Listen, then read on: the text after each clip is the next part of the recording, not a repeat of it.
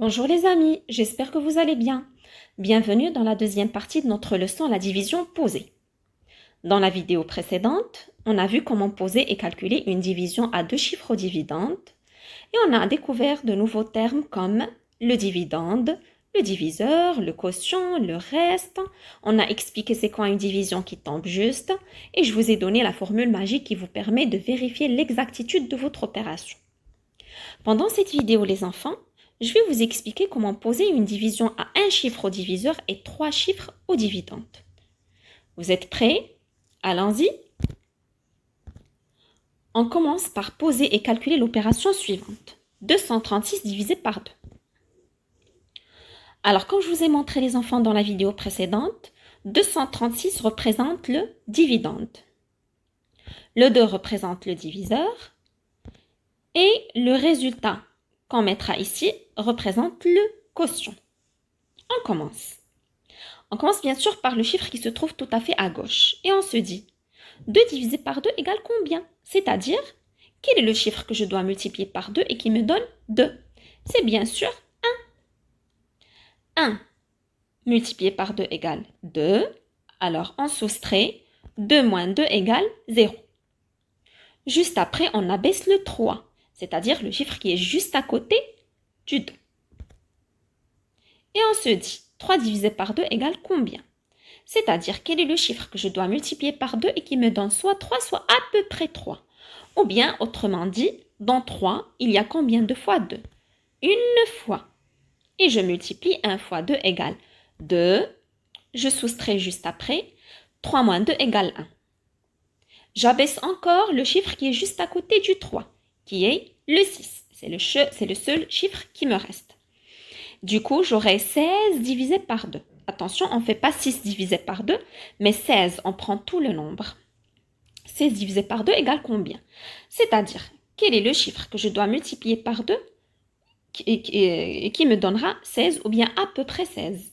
Là, les enfants, je fais un petit rappel, c'est que pour maîtriser les divisions posées, il faut apprendre par cœur toutes les tables de multiplication qu'on a vues avant, c'est-à-dire les tables de 0 jusqu'à 9.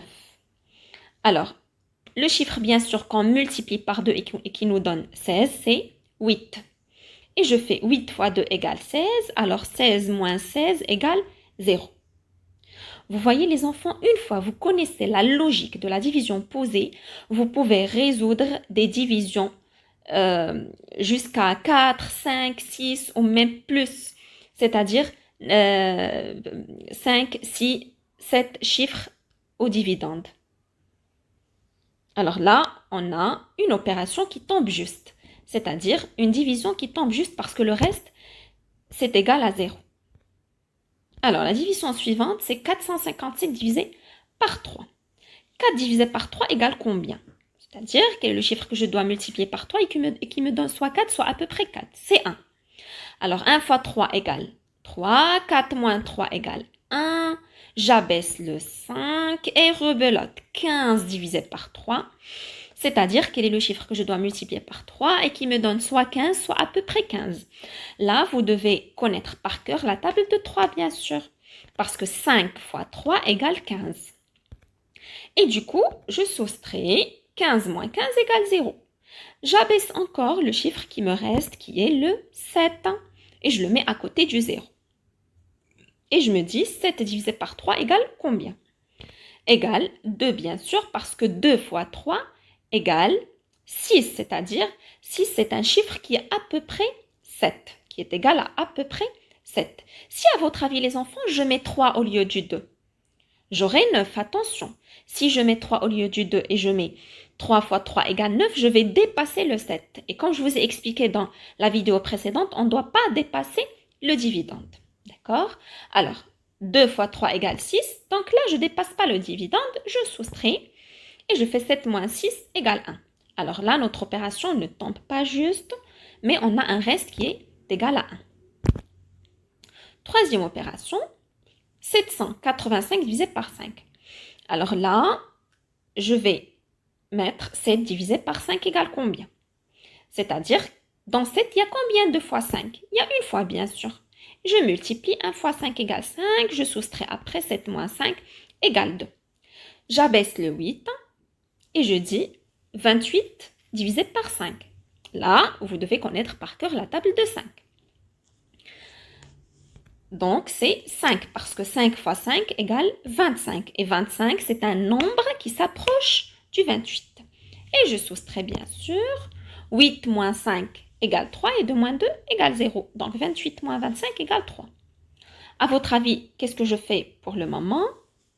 Bien sûr, j'abaisse le 5 parce que c'est le seul chiffre qui me reste dans 785. Et je dis 35 divisé par 5 égale combien? Donc, j'ai le 7.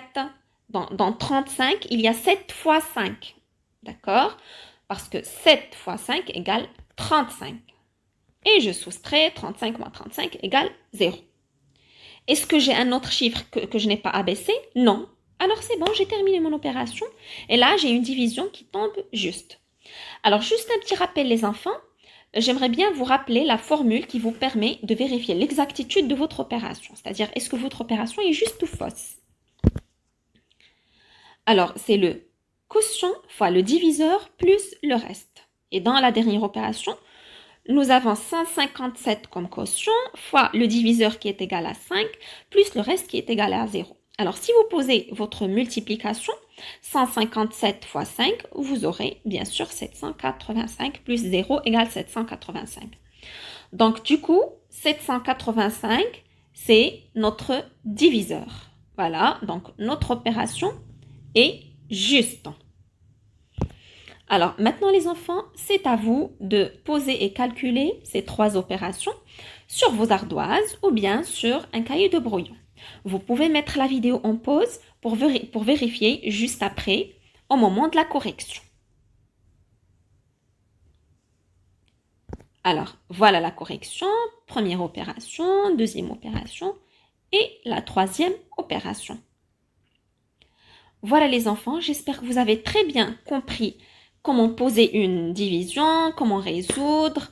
J'espère que vous avez bien assimilé, c'est-à-dire la signification des termes qu'on a appris, qui sont le diviseur, le dividende, le quotient, le reste, c'est quoi une opération qui tombe juste, la formule pour vérifier si mon opération est juste ou fausse. Comme ça, vous serez autonome. Que ça soit pendant vos évaluations, bien pour faire des exercices en classe ou bien même à la maison, vous ne serez pas dépendant d'autres personnes. C'est-à-dire, j'attends pas à ce que la maîtresse vienne me corriger. Non, je corrige moi-même à travers la formule que je vous ai donnée. Je vous souhaite bon courage les enfants et à bientôt. Au revoir.